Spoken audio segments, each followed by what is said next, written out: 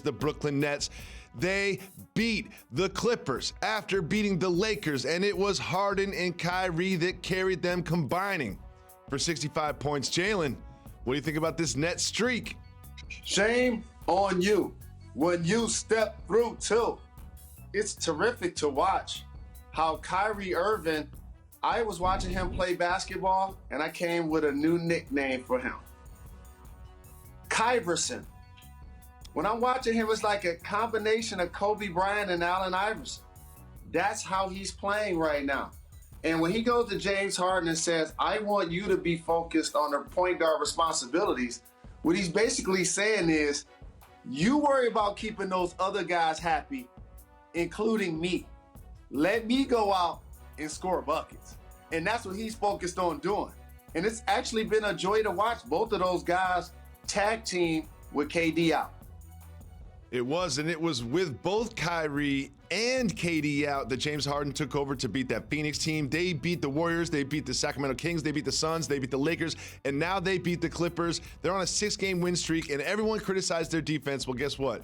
After that game against your Pistons, because you know when you don't play well against the Pistons, you have to have some conversations with yourself. In this 6-game winning streak, you can see the opponent's field goal percentages are about the same, but look at the point differential, look at the steals differential, and those are the numbers, but the eye test really matches up to it too. They've committed to defense, they get key stops at the end of games, and you know what? I saw something I haven't seen in a long time, Jalen. You know what I saw? James Harden working on the defensive glass. He doesn't always get the rebound, but he's pushing people around and he's getting taps. They're putting a lot of energy onto that end of the floor, and it's really paying off. Do you agree?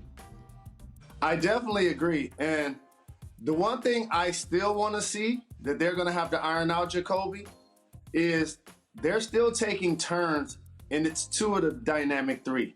When KD comes back, there's going to be box scores where you look up at the end of the third and one of those guys are going to be hovering around 10 points. That's what I want to see. How they're going to distribute the wealth per se offensively when each of those guys are in the lineup. Now, Joe Harris is getting more shots. You can put Brown in to play D. You can have DeAndre Jordan catching lobs. Like, there's more opportunities for everybody. But when the big dog returns to the yard, Kevin Durant, now all of a sudden we got to redistribute the wealth. So that's what we're waiting to see, how those numbers are going to change once KD returns to the lineup. Well, Bruce Brown, I'm glad you mentioned him. He adds so many things that they need, does so much for them that is positive, that doesn't end up in the box score. But Jalen, you know there's only one number that really matters for this team, and that is the score on the scoreboard. So I think it'll be a problem if they start losing, but if they keep winning, everything will be fine. And there's something I really wanted to talk with you about specifically, and that is Paul George being pulled at the end of the fourth quarter. Now, he was on a minutes restriction, but I have some questions about this. Number one, if he's on a minutes restriction, isn't it Ty Lue's job to make sure that he can finish the game and not play earlier in the game? And number two, if he's on a minutes restriction and there's 11 seconds left and you need a bucket, can't you put him in for 11 seconds?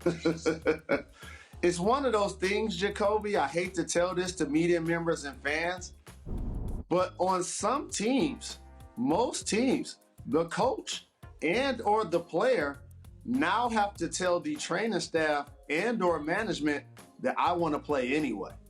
That's the only way to usurp what happened yesterday. Paul George has to go to the squad and say, I feel really good. Allow me to manage my body. And in situations like that, if I want to be in, I'm going to be in. That may be a conversation or not be a conversation that they're having today. But the way it played out, if you're the coaching staff, you have to manage his minutes knowing that it may be a 4-quarter game. Now, if it goes into overtime and double overtime, you can't account for that. But you know, in a 4-quarter game, if he's going to hover around 33 minutes, you probably want to make sure he's available the last 4 or 5 of the game. Especially when he's playing as well as he did. He had 34 points in just 33 minutes. And if I was Ty Lue and I knew I only had 33 minutes of Paul George, I would take him out after he's played 28 and put him back in with 5 minutes left in the game. Jalen, moving on to another big game, and that was the Celtics and the Pelicans. This one was fascinating for so many different reasons. But in the end, it was the combination of Zion and Brandon Ingram that were just too much for the Celtics defense. There are a lot of things I took away from this game. Kemba Walker's been struggling basically all season. Williams gave the Celtics quality minutes defensively at the 5 spot. I don't anticipate you're going to see a lot of Tristan Thompson after you saw Zion Williamson bowl him over like that and he fell like a folding chair. And Daniel Theis is doing what he can competitively, but he's just not as good as some of the people that he's going to compete against. But let's make this all about the Pelicans. When Stan Van Gundy first took the job, people follow his track record, understand that he's going to eventually get them to compete defensively. And they're not one of the best defensive teams in the league. But the thing that he has done is feature Zion. When they want a tip ball, they're giving the ball to Zion. They're using him the way the Bucks are using Giannis. He's initiating the offense, everybody's spotting up, and he's able to make a play. And once he turns the corner, there's a reason why he scored 19 points per game in the paint, and that leads the league.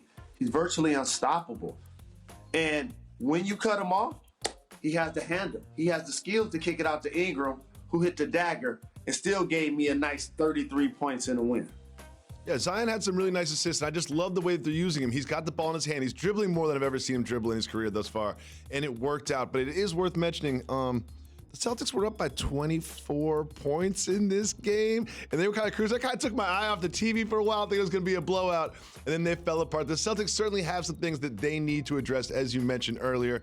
And Thanks for watching ESPN on YouTube. For live streaming sports and premium content, subscribe to ESPN+.